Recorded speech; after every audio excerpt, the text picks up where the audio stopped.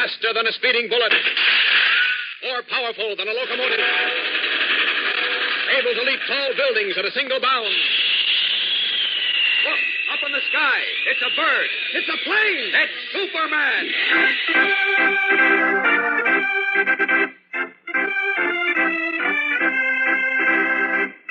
Yes, it's Superman, strange visitor from the planet Krypton, who came to Earth with amazing physical powers far beyond those of mortal men, and who, disguised as Clark Kent, mild-mannered reporter for a great metropolitan newspaper, wages a never-ending battle for truth and justice.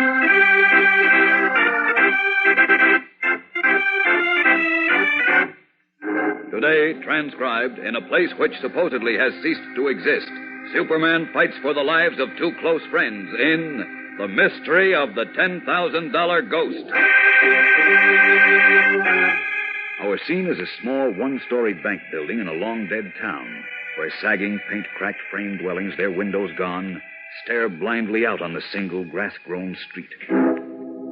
But oddly enough, the little bank has been freshly painted, and its new plate glass window sparkles from a recent washing. Inside, fresh paint also covers the cracked walls, and rich-looking linoleum hides the rotted floor. Two gleaming new tables and several new chairs have been pulled together, and seated or standing around are a dozen men engaged in a dice game. Standing at the window are two other men. One is tall, dark, aquiline-featured, distinguished-looking, in a frock coat and striped trousers. His companion, who is scarcely half his height, is dressed in boy's clothing and smokes a long black cigar. He is known as Shortcake, and now, puffing nervously on his cigar, he addresses the tall man. Roll out. Come on, over there. It's taken Ed a long time to get here with the sucker, Lucky. I'll be along soon, Shortcake. I wish they'd hurry up. Relax. That's okay for you to say, Lucky. You ain't got any nerves.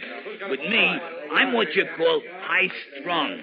You know, nervous. Well, there's nothing to be nervous about, Shortcake. I don't know. This new sucker, what's his name? Adolf Melcher. Yeah, well, he'll be the sixth one. Pretty soon the cops will start wondering what happened to all them missing guys. Let them wonder. They'll never be able to trace them here. You hope. I know. This is a ghost town. It's not even on the map. Nobody lives here except rats. And ghosts. I don't like this place. Now, cheer up. We'll be back in the big town tonight. Wait, Shortcake. They're coming. Where? I don't see. The car just turned out of the pass into the old road. See it? Yeah, it's Ed. And the sucker Melcher is with him.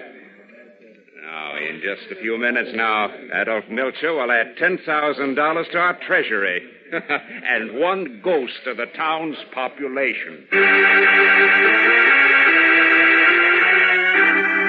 The Mystery of the $10,000 Ghost. Superman's newest adventure, complete in one episode, will continue in just a moment.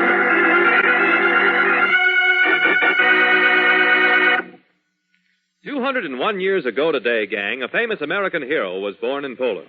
He was born a nobleman, a count, to great wealth in the States. He could have lived out his life in luxury. Instead, this man, Count Casimir Pulaski, gave up everything, his home, his wealth, his power, to join his fellow countrymen in their fight for liberty against a tyrannical Russian Tsar. When the Polish people lost the gallant fight, Pulaski had to flee his homeland. It was then he heard about some people called Americans, who lived way across the ocean. He heard how they were fighting against another tyrant. So Count Pulaski crossed the Atlantic and offered his services to General George Washington. He led American troops in the fiercest battles, the most grueling ordeals. His orders were issued in a thick Polish accent. His accent was strange to American ears, but the things he fought for were familiar to American hearts. He was killed in 1779 while leading American soldiers in the Battle of Savannah. Since Pulaski's heroic sacrifice, millions of men and women with foreign-sounding names like his have come here to build this country up, to keep it strong and free. Today, our government continues to protect and strengthen our American rights, to make sure that equal opportunities are enjoyed by all our citizens, native-born and foreign-born alike.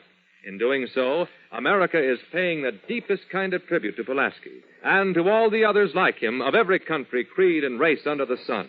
That is the finest homage we can give to the brave men from all over the world who came to America when she was in need and made her great.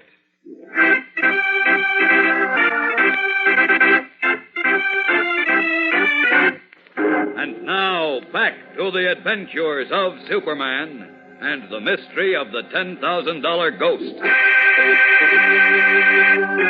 In his office at the Metropolis Daily Planet, one of the country's great newspapers, Editor Perry White is in conference with his star reporter, Clark Kent, who, unknown to all, is really Superman. Something's got to be done, Kent. This Adolf Melcher is the third person to disappear from Metropolis in the last 5 months. What about the police? They haven't been able to find hide or hair of Melcher or of the other two either. That's strange. People don't just disappear into thin air. Well, these three birds seem to have done just that, Kent. They dropped out of sight and they haven't been heard from since. All fairly substantial citizens, too. Well, what about their families? They ought to have some ideas. None of them had families. All bachelors. Oh? All of them were fairly recent immigrants from Europe, by the way. Oh, yes, and get this. Each of them drew $10,000 from the bank on the day he disappeared. Each of them? That's right. And they weren't planning trips back to the old country either. How do you know? Well, A, the police are sure they didn't leave the country. B, each of them was a shopkeeper. But none of them said anything to their employees about going away. That makes it look like foul play, Chief. Well, I'm glad you got the idea at last, Kent. Now, as mayor of Metropolis, I'm concerned about the welfare of these three citizens. Naturally. And as editor of the Daily Planet, I smell a big story. You're elected to get it. Me? You. You always fancied yourself a great detective. Here's your chance to show up Inspector Henderson. Thank you so much. You're welcome. Now, get going now. I've told Henderson to give you all the information he has. I'm on my way, Chief. And don't come back until... Until I found Adolf Melcher and the other two. Right. I thought so. So long, you slave driver.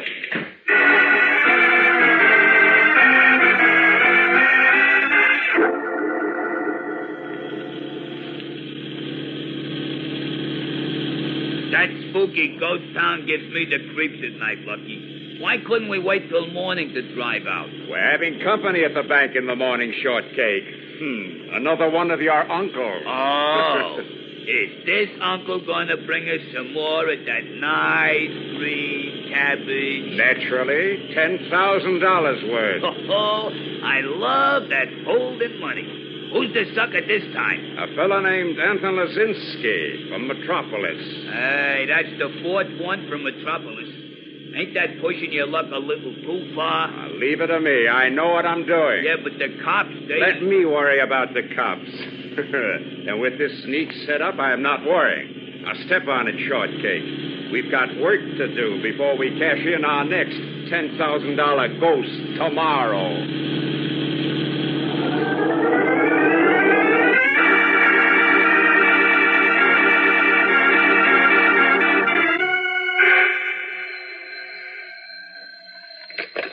Very White speaking. Chief, this is Clark Kent. I think I've got a lead to those three men who disappeared. Wonderful. Let's have it. Well, I'd rather not talk about it on the phone. I can use a little help, though. What's Jim Olson doing? I sent him up to Willow Falls on the flood story. Oh? How about Lois Lane? Lois, she's off chasing ghosts with that crackpot. Ghosts? What crackpot? The correspondence school sleuth, the Sherlock Holmes of Screen Run. Oh, you mean our rural correspondent, Horatio Horn? That's the idiot. Horatio Horn may be a little eccentric, Chief. A little. But he's got a head on his shoulders. Yeah, so has a baboon. All right. What's this about chasing ghosts? Well, how do I know? Something about a ghost town. I didn't want Lois to waste time, but Horn was already in the city at the railroad station, in fact, and chattering his fool head off on the phone, I get it. Lois insisted on meeting him. Well, that lets her out. Can you lend me Tony Sloan? Sure, if you need him. Where are you? A rooming house at 1061 Archer Avenue. 1061 Archer. I'll send Tony right out. Thanks. And when you hear from Lois, tell her to save a ghost for me. So long, Chief.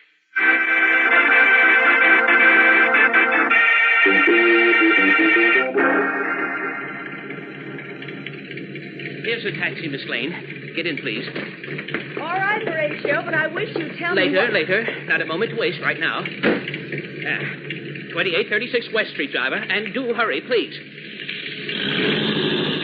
What's at 2836 West Street, Horatio? Mr. Anton Lazinski, of course. And who, may I ask, is Mr. Anton Lazinski? Why, the name of the man on the letter.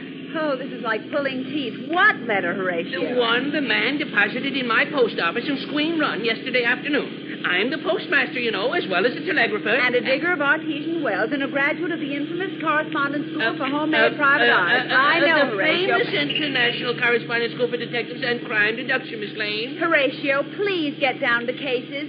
You said on the phone that you had hold of a terrific story. I'm sure I have, by Gulliver.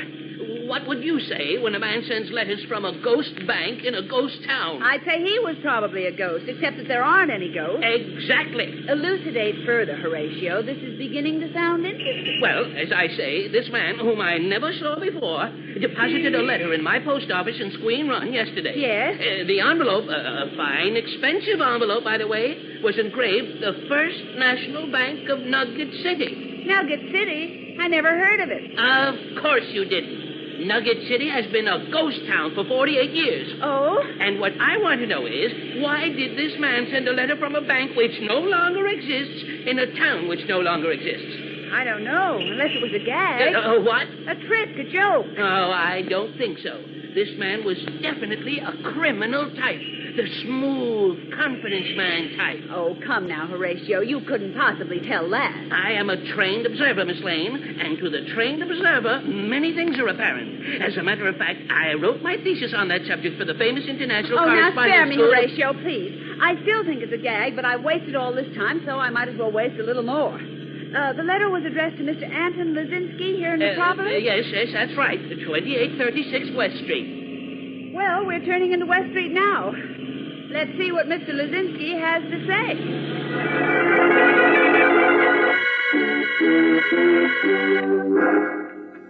You say there is no Nugget City, Mr. Ford? It's been deserted. A ghost town for 48 years, Mr. Lazinski. Well, I do not understand. I have a letter from the president of the bank. It's easy enough to have letterheads printed, Mr. Lazinski.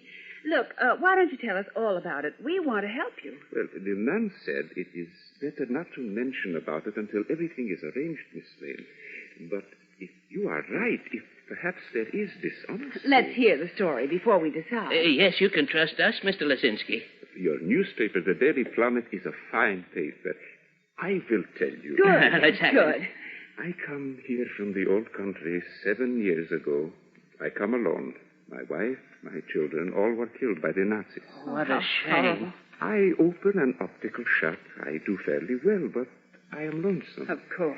Last week, a gentleman calls me. He says he's from the government. Well, The young son of a distant cousin whom I have never seen has just arrived in America.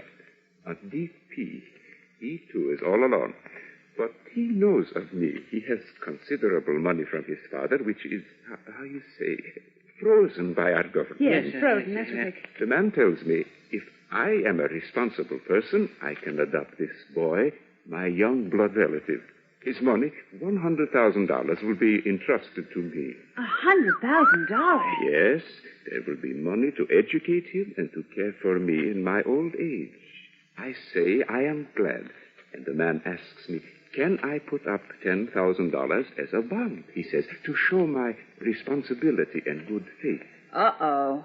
I say I can do this, and the man from the government says he will have me investigated. If all goes well, I will hear from the president of the Nugget City Bank, where my young relative's money is. He says it is best not to discuss this with anyone during the investigation. oh. So, this morning, I receive a letter from the president of the bank I What did it say, Mr. Lazinski? that I have been investigated and found to be of good character. Tomorrow morning, a limousine will call for me to take me to the Nugget City Bank, where my young relative will be waiting. What? I am to bring $10,000 in cash or securities as a bond. Then the boy and his entire fortune will be turned over to me. So Wait a that's minute, the racket. Horatio. Now, wait, Huh? Horatio. What else, Mr. Lazinski? Well, I am to say nothing of this to anyone until everything is complete. Well, he means he doesn't want the police to find out. This is an out-and-out fraud, Miss Lane, just as I was sure it would be. It certainly looks that way, Horatio. Of course it is. Nugget City is a ghost town. These rascals, whoever they are, plan to get Mr. Lazinski out there, take his money, and then maybe kill him. Kill me? I think Horatio's right, Mr. Lazinski. I'm going to call Inspector Henderson. Don't touch that What fellow, is- sister. what You is- guys don't move. Who are you? Keep him covered, Dan. Don't worry yet. Wise guys, huh? You figured out everything, didn't you? Now, What look does this here, mean? what The is- only thing you didn't figure out is that Lucky would be smart enough to keep a tail on this sucker Lazinski to make sure he didn't give us away. Who's lucky? You're gonna find out, sister. And that's about all you ever will find out. Okay, Dan, get 'em ready for their last trip. The mystery of the $10,000 ghost will continue in just a moment, so keep listening. Know what causes a whirlpool, boys and girls? An eddy or small current of water which moves in a different direction from the main current. When the two currents hit, the water starts churning around. A dangerous whirlpool has been formed, and any object floating on the surface will be sucked under. Now, among people, the whirlpools, whipped up by prejudice, are caused by those who run counter to the rest of us. The folks who get all worked up against everybody who's the slightest bit different from themselves. Everything's flowing smoothly until they start their undercurrent of bitterness. They spread rumors round and round and suck a lot of foolish people into the trouble that they stir up. Fall into this whirlpool of prejudice, boys and girls, and down you go.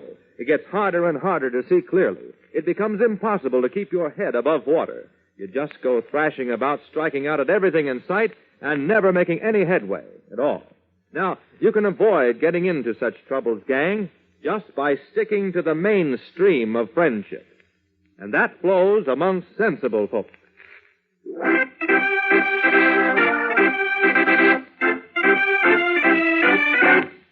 And now, back to the adventures of Superman and the mystery of the $10,000 ghost. Surprised in Anton Lazinski's house by two armed men, Lois Lane, Horatio Horn, and Mr. Lazinski were drugged, then taken by car from Metropolis to the small bank in the ghost town of Nugget City. Dawn is breaking as Lois and Horn come to in a tiny windowless room in the bank. Mr. Lazinski is still unconscious. By the pencil ray of a tiny flashlight which is fitted into one end of Horn's amazing knife, Lois and the little amateur detective are exploring their dark prison. Don't make any noise, Horatio. Those men are right outside that door in the bank. Villains. I'm certain they mean to do away with us, Miss Lane. Of course they do. We know all about their racket. The only reason we're still alive at all is because Mr. Lazinski brought the $10,000 in bonds. Uh-huh. When he comes to, he can endorse the bonds over to them. They'll finish him and us, too. Dear me. How do you know? Well, they were in here a few minutes ago before you came to. I heard the boss, the one they call Lucky, say so. Oh, my goodness. We've got to get out of here quickly, then. But how? That door leads into the bank, and there aren't any windows. I know. If we could... Wait. What's this? What? It's another door. A door? Yeah. It's just opposite to the other one. Well, this door must lead outside, by Gulliver. See if it's unlocked, Horatio. Hurry. I certainly will. Locked by cricket. Oh, I was afraid of that. Here. Just hold this light, Miss Lane, and keep up your spirits. I'll have us out of here in jig time. Horatio, what are you taking your shoes off for? You'll see in a moment. There. The heels come off. They're false. Why, of all... What's that inside them? Two powerful little dry cell batteries. Batteries? Right. Now, if you hold them and give me my knife. Thank you. I have a miniature power drill in the handle, among other things. A what? Miniature power drill. Oh, don't tell me I forgot it. Shh, quiet, Horatio. Here it is. Now, I'll just hook it up to the batteries and then watch me cut the lock out of this old door. Oh, it won't work. I think it will. Hear that? It is working. Now, to cut around the lock. Oh, Horatio, you're wonderful. You're wonderful and crazy. How did you ever think of a thing like that? Oh, just a little trick I picked up at the famous International Correspondence Institute for Detectives and Crime Deduction, I know. Just hold the light a little higher, please, Miss Lane. There, how's this? Fine. Look, I'm cutting through this rotten old door like butter. If only they don't hear us in the bank. Oh, I'm not making much noise. And I'm almost through. We'll show those rascals a thing or two, by Gulliver. What's that? The lock fell out. To open the door. Won't it open? It seems to be stuck. Help me push, Miss Lane. Okay. Come on. Hurry. We're getting it. Push harder. All right.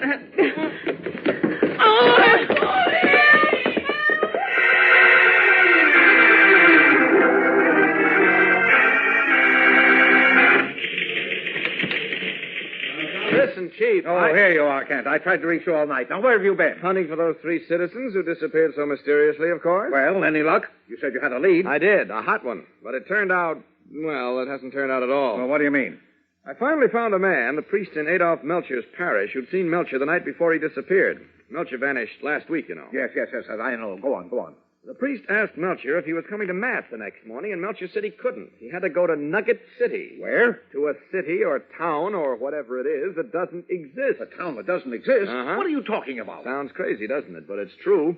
The place Melcher told his priest he was going to just doesn't exist. Well, The way I figure it, Melcher and the other 2 chaps who disappeared from Metropolis were all victims of a clever swindle of some sort.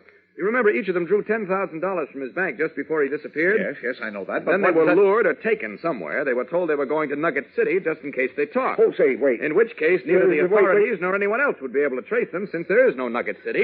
And they... Wait, I said, there is a Nugget City. What? Yeah, I just remembered. That's the place, the ghost town that Horatio Horn was talking about. Ghost town? Yes, Nugget City. Horn said he was on to some big story about it. Lois went out to meet him. Where? Where did you meet him? Oh, at the railroad station. Horn just got into town, but that was yesterday evening. Haven't you heard from her since then? No, from Horn either. As a matter of fact, I've been a bit worried. I'm worried right now. I'm afraid... Kent, you don't think Lois and Horn fell into the hands of this swindle gang, whoever they are? That's exactly what I'm afraid of, Chief. Great Caesar. Well, don't just stand there. Do something. Call Inspector Henderson. Call the FBI. They're all on the job. But it looks as if only I can help them now. You? Yes. Try to remember, Chief. Did Horatio say anything else about Nugget City? Anything to give us a clue to where it is? No, he didn't. Oh, there are hundreds of ghost towns in this country. I have to take the time to search them all. Wait a minute. Did Horatio happen to say where he had just come from? Let me see. Well, yes, come to think of it. He said he just arrived from Squeen Run. Then maybe I can find the answer out there. Horatio has an elderly sister he lives with. She might know something. Well, I'll put in a long-distance call for her. I know a faster way to talk to her. Well, what do you mean? Where are you going, Kent? I'm on my way. Keep your fingers crossed, Chief. Nobody in my office, I hope. No, good. I'll just change in here out of these clothes. If only Horatio's sister can tell me about that ghost town. It's my only hope. There we are. All set as Superman. Up with this window. And out to Squeen Run. Up, and away! The climax of the $10,000 ghost will come to you in just a moment, so stand by. Gang, the newspapers told of a funny incident that happened recently in the city of Munich in Germany. The Munich Zoo acquired a new Paul parrot. Suddenly, one day last month, to the birdhouse keeper's embarrassment, the parrot began screeching, "Heil Hitler! Heil Hitler!" Evidently, in the old days, when Hitler and his crazy theories were still popular, somebody had taught Polly to say that. And having nothing but a bird brain, the parrot didn't realize that times have changed. Today in Germany, only a Paul parrot would be dumb enough to go on Heiling der Führer. But it wasn't so long ago when millions of foolish Germans believed and repeated all those nonsense theories that Hitler and the Nazis handed them. Rubbish about Aryan supremacy and how the so-called master race could lick the rest of the world. Yes, most Germans were Paul parrots in those days, screeching Hitler's slogans of hatred and prejudice. Well, you know where those ideas brought Germany, to war and defeat and final ruin. Over here, we've always been too careful to let some dictator make chattering parrots out of the rest of us. We've learned to think for ourselves and judge people on their individual merits. We know that the strength of our nation depends on that. Just to make sure we'd never forget that, our ancestors put the Bill of Rights into our Constitution. This as a protection for America against dictators. If anybody tries to make parrots out of us, we point to our Bill of Rights, and then we give them the bird.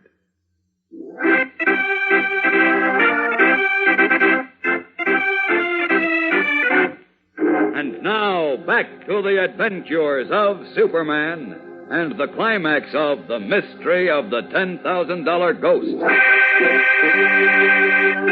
In the little ghost town bank, the suave man called Lucky has just emerged from the room in which Lois Lane, Horatio Horn, and Anton Lazinski were imprisoned. Carrying a sheaf of engraved papers and smiling broadly, Lucky approaches his dwarfed henchman, Shortcake, who, garbed in boy's clothing, puffs nervously at a large cigar. At the rear of the room, the other members of the gang are engaged in a dice game. Take a gander at these shortcake. $10,000 in grade A bonds, endorsed over to me by Lazinski. Nice going, Lucky. Let's blow now, huh? Well, what's your hurry? Are you kidding? Them two Daily Planet reporters. The cops will be burning up the country looking for them. I'll never find them here. Look, Lucky, let's not push even your luck too far. The Daily Planet is big time. They'll do everything to find Elaine Damon Horn. I know it, Shortcake. I was only needling you. We'll finish up here and lay low for a while.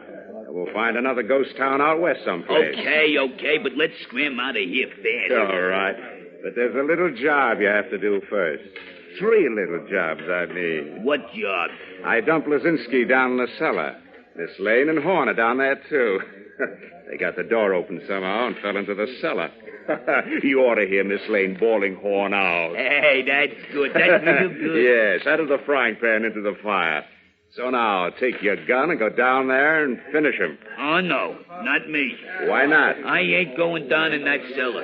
Those other 6 guys we knocked off are down there. You afraid of ghost, Shortcake? I ain't going down there, I said.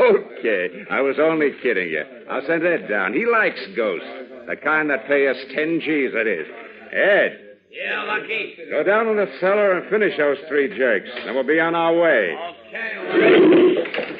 What? Who's this guy in the funny clothes? I don't know. I'll tell you who I am later. Right now, I've got work to do downstairs. Stop him, boys. Don't let him... No, you ought to know better than to try to stop me. But if you insist on playing rough, take this. And this. Stop tickling me with that lead. Bullets can't hurt Superman. He smokes Lucky. He's Superman. Stop shooting and let's get out of here. Oh, no, you don't. I'll just knock your heads together like this. And that'll hold Lucky, Shortcake and company. Uh-oh, I've got to get down the cellar in a hurry. Down. Oh, you leave us alone. Put that gun down.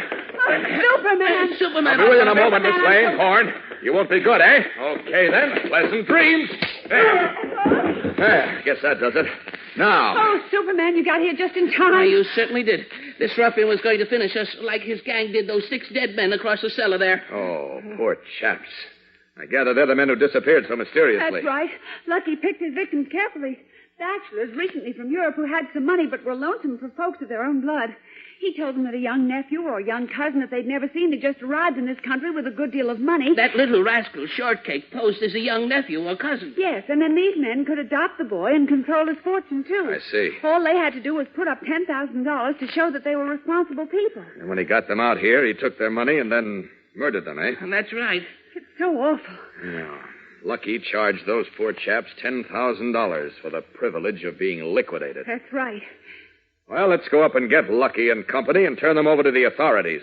I'm quite sure the state will be happy to liquidate them for nothing.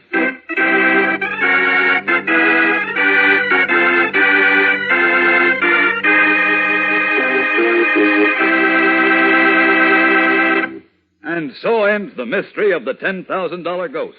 Another transcribed Superman adventure mystery in the new half-hour series. Superman is a copyrighted feature appearing in Superman DC comic magazines and brings you radio's most exciting stories of action, adventure, and mystery, each story complete. So be sure to listen when you hear the familiar cry... Faster than a speeding bullet. More powerful than a locomotive. Able to leap tall buildings at a single bound. Look, up in the sky. It's a bird. It's a plane. It's Superman.